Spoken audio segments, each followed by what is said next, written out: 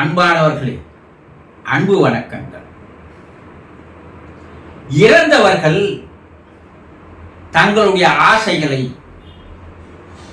உங்களின் மூலமாக தீர்த்து கொள்கிறார்கள், நிறைவேற்றிக் கொள்கிறார்கள்.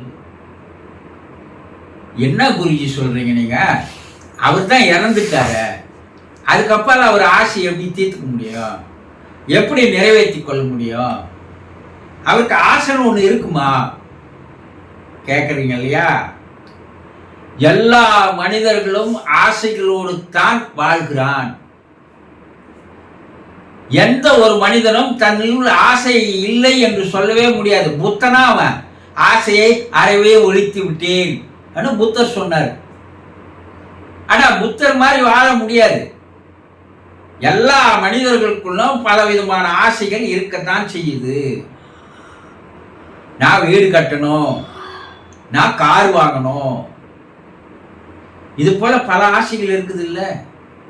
எனக்கு என் பிள்ளைக்கு கல்யாணம் பண்ணி பார்க்கணும், என் பிள்ளைகளை படிக்க வச்சு பார்க்கணும், நான் ஓய்வான காலத்துல நிம்மதியா இருக்கணும், அதுக்கு நான் சேர்த்து வச்சுக்கணும். எவ்வளவு ஆசை இருக்குது. ஒவ்வொரு மனுஷனுடைய மனசுல 100க்கும் மேற்பட்ட ஆசைகள் இருக்குது இல்லையா? இதான் நீங்க ஆசை இல்லாத இருக்கிறீங்கன்னு சொல்லுங்க பார்க்கலாம். உங்ககிட்ட கூட ஆசைகள் இருக்கிறது. அந்த ஆசை தான் நம்மளை வாழ வைக்குது. அதனால ஆசையே இல்லாத நம்ம புத்தனா ஆகிட முடியாது. அப்ப இறந்து போனவர் பல ஆசைகளை தனக்குள் வைத்திருப்பார் இல்லையா? நான் இந்த இடத்துல ஒரு வீட்டு மனை வாங்கணும், அந்த வீட்டு மனையில நான் ஒரு அழகான என்னுடைய கனவு இல்லத்தை வீடு நான் கட்டி முடிக்கணும், அதுக்கு உண்டான முயற்சி நான் செய்துன்னு வரேன். இறந்துட்டாரு.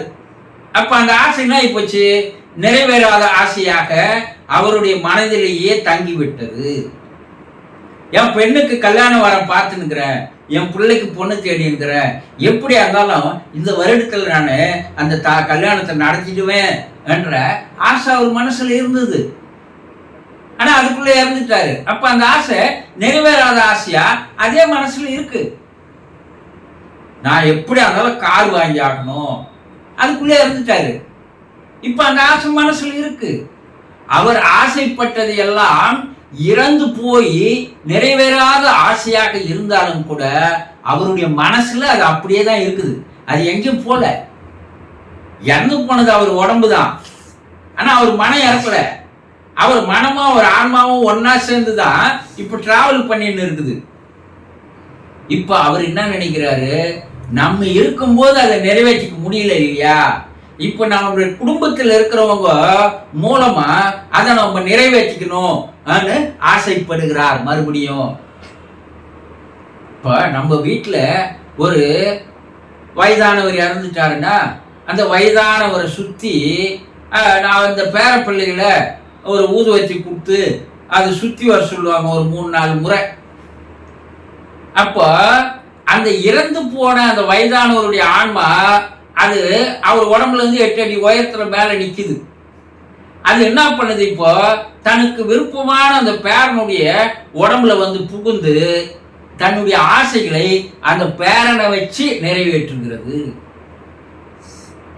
இல்ல அவர்களுடைய பிள்ளை கொல்லி போடும் போது அந்த பிள்ளையினுடைய உடம்புல உள்ள புகுந்து தன்னுடைய ஆசைகளை அந்த பிள்ளையுடைய மனசுல செலுத்தி அந்த பிள்ளை அந்த ஆசைகளை நிறைவேற்றுகிறான். எங்க அப்பா ஆசைப்பட்டாருப்பா, அந்த வீட்டை கட்டி முடிக்கணும்னு ஆசைப்பட்டாரு, முடியல, இறந்துட்டாருப்பா, அவர் ஆசையை நான் நிறைவேற்றி வைக்கிறேன்பா, அதுதான் என் வேலை, அந்த வீட்டை கட்டி முடிச்சிடுறேன் சொல்றாங்க இல்லையா?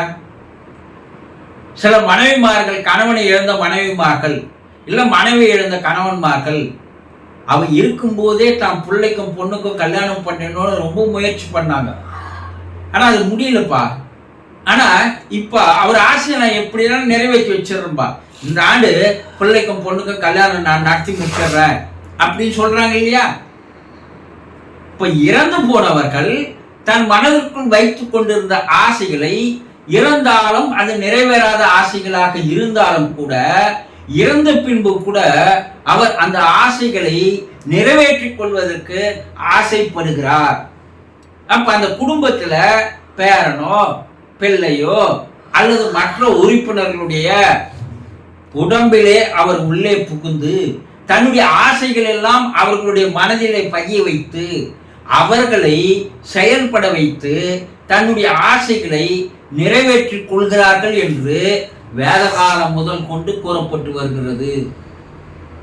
கருட புராணத்துல கூறுறாங்க, கடோப உபநிடத்துல கூறுறாங்க. பல பேர் நம்ம வாழ்க்கையிலே பார்க்குறோம். நம்மளை சுற்றி இருக்கிறவங்க, நம்ம வீட்டில் இருக்கிறவங்க கூட எங்கள் அப்பா ஆசைப்பட்டாங்க, எங்கள் அம்மா ஆசைப்பட்டாங்க, அது முடியல, அவங்க இருக்கும்போது செய்ய முடியல, அதனால எங்கள் அம்மா ஆசையை நான் நிறைவேற்றி வைக்கிறேன், எங்கள் அப்பா ஆசையை நான் நிறைவேற்றி வைக்கிறேன், என் கணவன் ஆசையை நான் நிறைவேற்றி வைக்கிறேன், என் பிள்ளைகளை நான் படித்து பெரிய பெரிய அடிப்பு. என் கணவன் சொல்லிட்டு இருப்பாரு, நாங்கள் தான் படிக்கல, நான் தான் படிக்கல, என் பிள்ளைகளையாவது படிக்க வச்சு பெரிய ஆள் ஆக்கணும்னு அவர் உழைச்சிருந்தாரு. அதுக்கு தகுந்த மாதிரி படிக்க வச்சிருந்தாரு. ஆனால் நடுவில் இறந்துட்டார்.